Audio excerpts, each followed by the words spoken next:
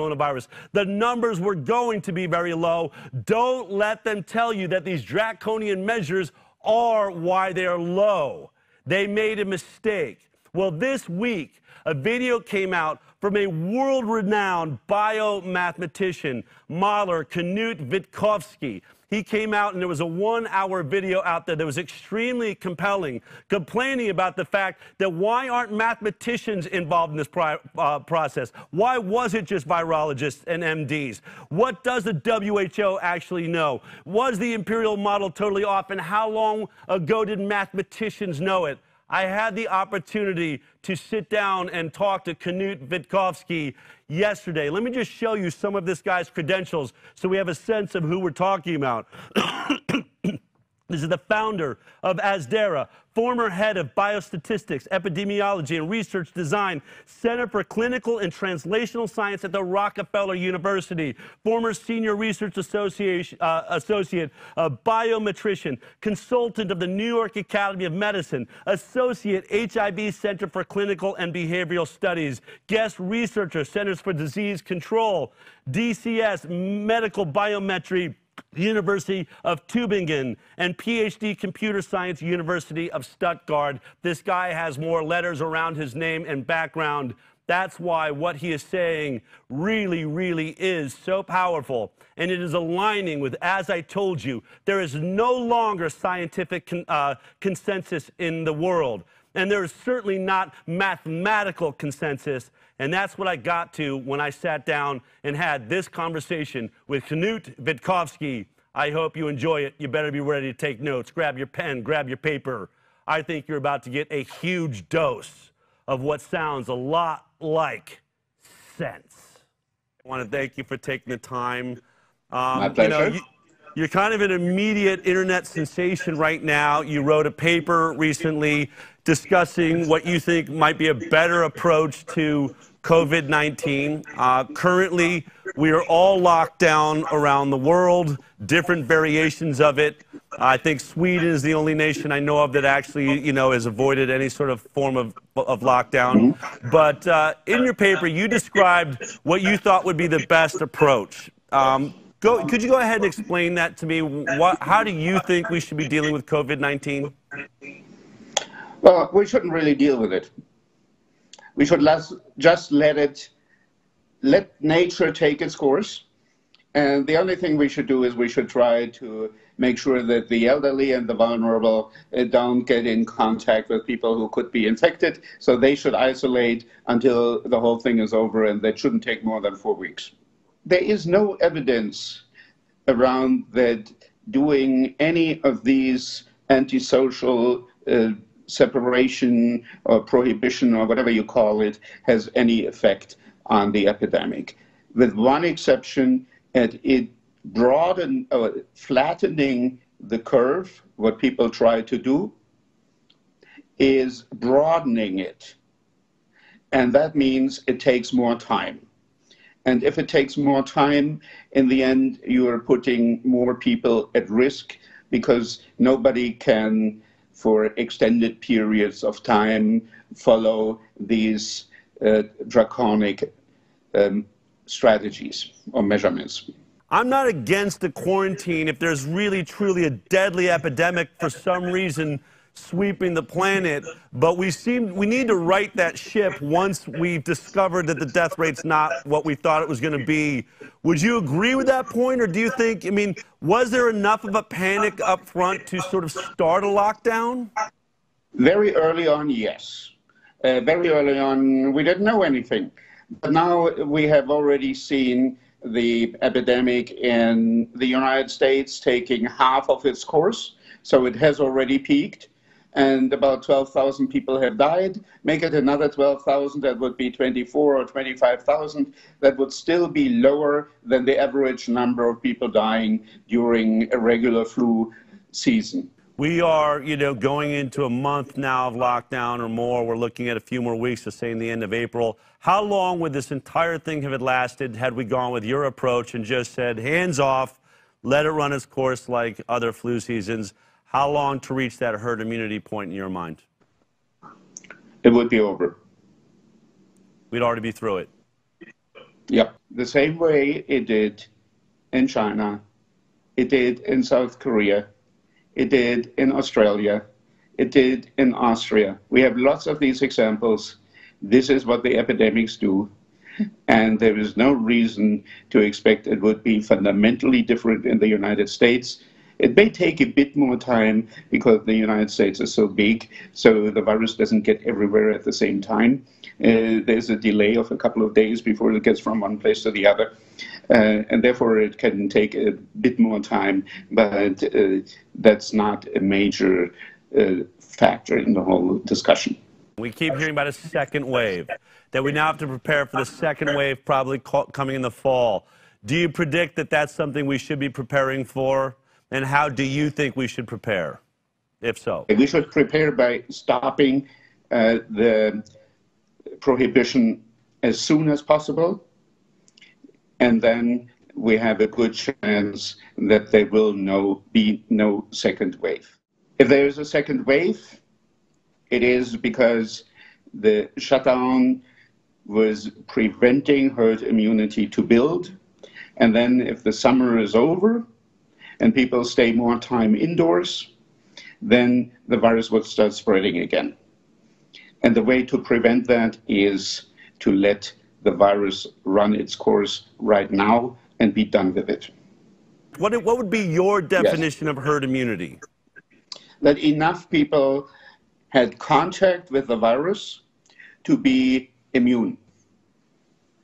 And if the majority of people is immune, then there is no risk for somebody else coming in to spread the virus.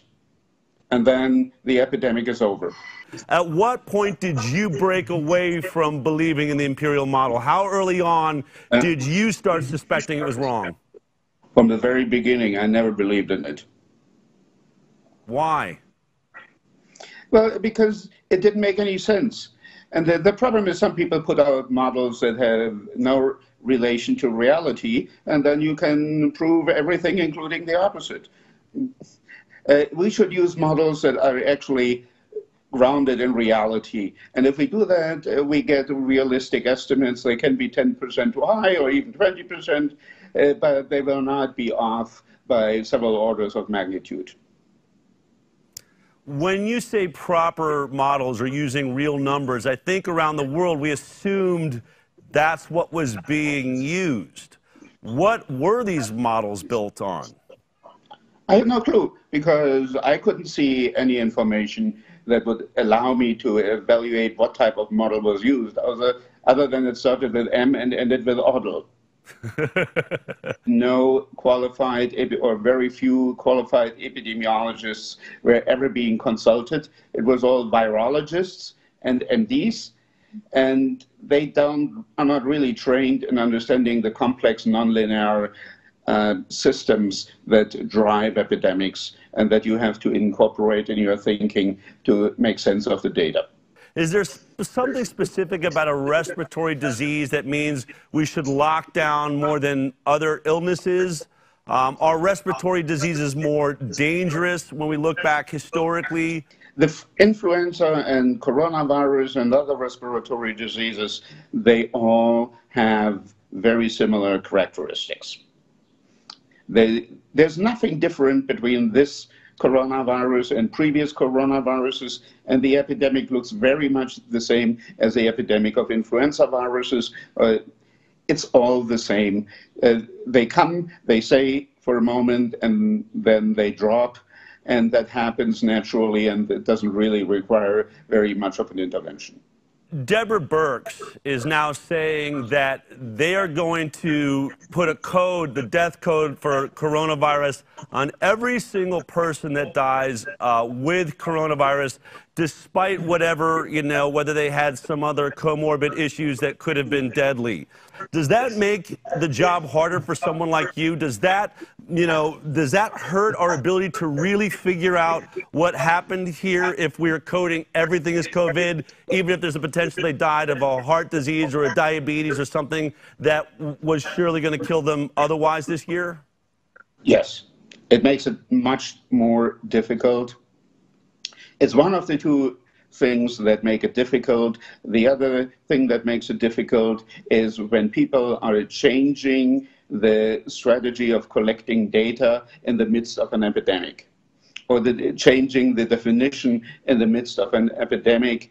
Immediately following that, you see a huge spike or drop or some other change that you know has nothing to do with the epidemic, only with the reporting system. So when we're looking at these graphs, we do see these dramatic spikes at times where it goes up, or these high points. Is that naturally how viruses work? Do we see things spike and then they go down and come back for a while? No, nature doesn't jump. Darwin said that. Nature doesn't jump. Epidemics go smoothly. They incline, they peak, and they decline, and they don't jump back and forth all the time. Can you explain to me why we see these spikes in these graphs?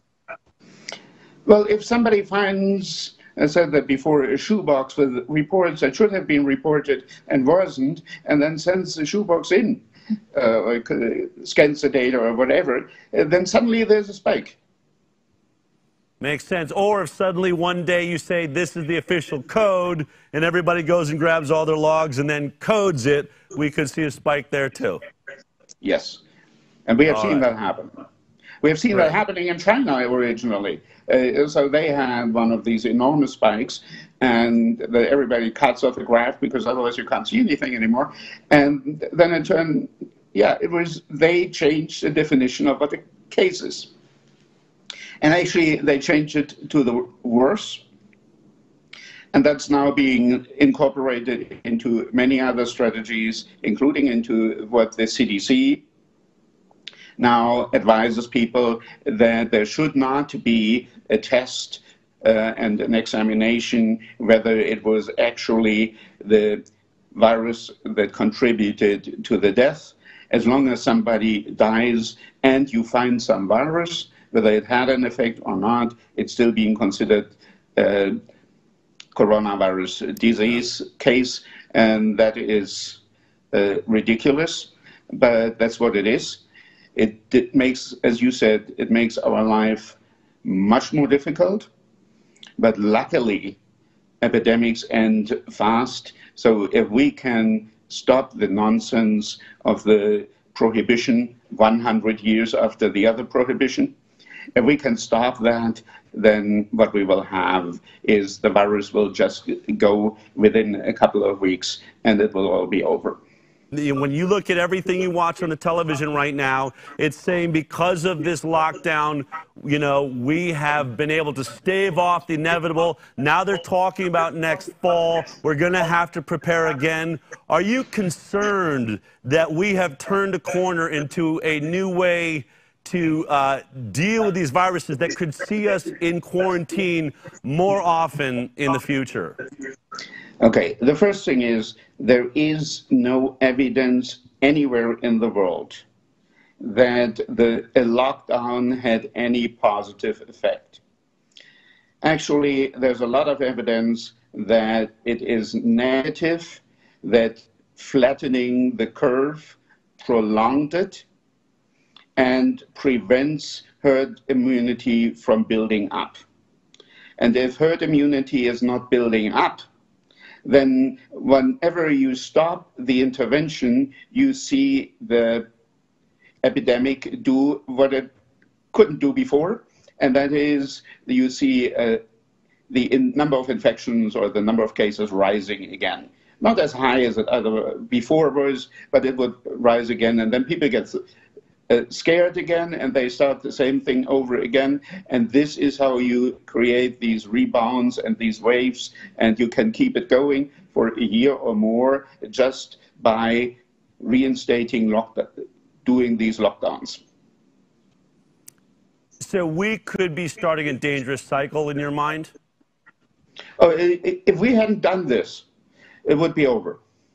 When I look at Tony Fauci and I look at Deborah Birx, when I see Bill Gates out there saying things like he wants to lock us down hard for 10 more weeks or something, or that we're going to have to keep using these measures, When you living in this country, what is your thought about that approach? And are you shocked more scientists aren't stepping up to say we need to stop this? I'm not shocked. Many of my colleagues are mathematicians, and they're not necessarily the people who like to talk to the media. So that's one of the problems that we have. So I shouldn't just blame other people. I think I should blame my own profession too. But other than that, politicians should listen to scientists who actually know something about the subject matter that is involved in their decision making. But what I don't understand is why politicians, starting with our president and the New York mayor, until a particular day, what they say makes perfect sense. The president said, this is a flu. The mayor of New York said, closing schools doesn't make any sense. And then it took them the next day, well, different days, but the next day after they said one thing, they made a 180-degree turn and said, okay, let's shut down the whole economy and let's shut down schools in New York. So why do politicians who have been saying the right thing for quite some time, from one day to the next, suddenly change their mind? I have no clue. You know, I thought at the time Donald Trump was saying this looks like a flu. It looked like a flu to us also, and my team of scientists and mathematicians that I'm working with.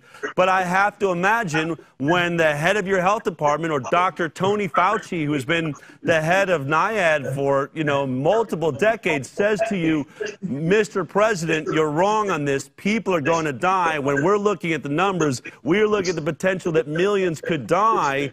How does a politician override that type of statement? I mean, that would take, either a personal education we didn't know about or, a really strong sense of opinion, wouldn't it? I think the only way to protect against is to listen to more than just one or two people. So listen to people who represent different fields and try to aggregate the information that you get and also to question them. It's not about, okay, this is the guy I believe and this is my guru and then I do whatever that person says. It should be about, okay, let's convene a couple of experts from different fields and have a discussion. And I'm not sure that this happened. I haven't heard about this happening. So am I to understand your concern is that you don't think mathematicians were involved in this process? I'm not aware of any. Everything I hear, all the people I hear talking are either virologists or MDs. Now, a virologist can tell you exactly how the surface of a virus looks like and many of the other things. I don't want to simplify what they're doing. An MD is trained in making a diagnosis for a particular patient and find the right treatment for that patient. So these are, of course, this is a very much an oversimplification, but these are the key issues that these professions handle. Well, we as epidemiologists are dealt with we learn how to do mathematical models, how to fit them against data, how to make sure that they're the appropriate models, and how to understand the complexity of the non-linear dynamics of that epidemics. So when we look at numbers, I think that people would argue, you are arguing we should have just let this run its course. And I'll tell you that even on this show, which I know you haven't watched the episodes we've done, it does appear there is a small group of people that are having a very dramatic effect with this illness. And the concern was overrunning New York hospitals. I'm not in New York. I can't get inside the hospital. It looks like they're on the verge of capacity. Wasn't there a real risk that we could overrun that capacity had we just let it run its course? Even if it was a small percentage, if that percentage was so acute as it appears to be, would that have been a really dramatic problem and that's why we decided to lock it down? Go ahead. It wasn't a real risk. Now, I would like to make one comment and correct something that I don't want to be misinterpreted. I don't say we shouldn't do anything. There's something that's very important to do, and that is to isolate or separate those who are vulnerable, who are old, who have comorbidities. They should stay away from people who could potentially be infected. So they should stay at home. But this is nothing new. In every flu season, we tell the elderly, don't use the subway, don't go by bus, don't stay at home and separate yourself, reduce the exposure to the virus because you are highly vulnerable. So that is something that definitely should take place, and we should do that. The government should pay for pharmacies to deliver all pharmacies. They should pay for food being delivered, for all the services that people are asking for to be able to separate themselves for a short period of time, and that is about 3 or 4 weeks, from the epidemic. That makes perfect sense, and I'm fully supportive of that. However, shutting down schools and shutting down business has nothing to do with it, and it's actually increasing the load for the hospitals.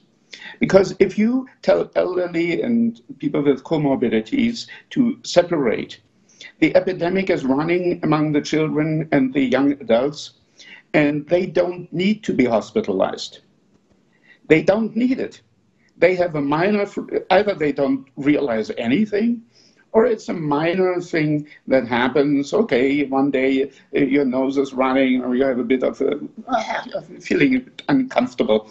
But that's about it. The hospitals are overrun by the elderly people, mostly. So if you separate them, you're protecting the hospitals from becoming overloaded.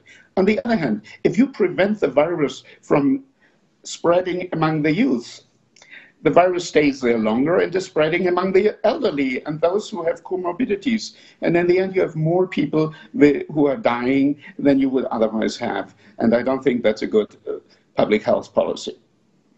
We're seeing reports of people being arrested for being out on their surfboard out in the water, or people taking a stroll on a beach outside. They've closed down national parks, outdoor places. What do you think about the approach of keeping people from going outside and keeping them locked in their houses as an approach to stopping this illness? Okay. The reason that we don't see flu epidemics during the summer is that people spend more time outdoors, or at least that's one of the very big factors. So it is not, respiratory diseases are not being spread outdoors. They're being spread indoors. It's being reported that I think the Prime Minister of Australia is saying that they plan or intend on maintaining some form of social distancing and locking down until the vaccine is available. What do you have to say about waiting for this vaccine and staying with this approach until then? I don't understand the whole thing. The first thing is, it's going to take about a year, maybe longer. Everything else is wishful thinking. It's going to take time. So we have to, whatever is being developed has to be tested, first for safety, then for efficacy, and then eventually it can be brought to the public, and that whole process takes time. And why you can, I don't see this, and I don't understand how people could even fathom this, that the society is being shut down for a whole year, let's say. Humans are social beings, and to have mental health, they need to interact with other people. And we have now seen that the last month, more guns were bought in the United States than ever before in any month, as long as people are counting guns. Now, just imagine these guns are now in the hands of people who become less and less stable, more and more depressed, have less and less the possibility to align their thoughts with the thoughts of other people. All of the things that we humans do. What will happen? Eventually somebody will shoot somebody else because he's not wearing a mask. And I'm not joking.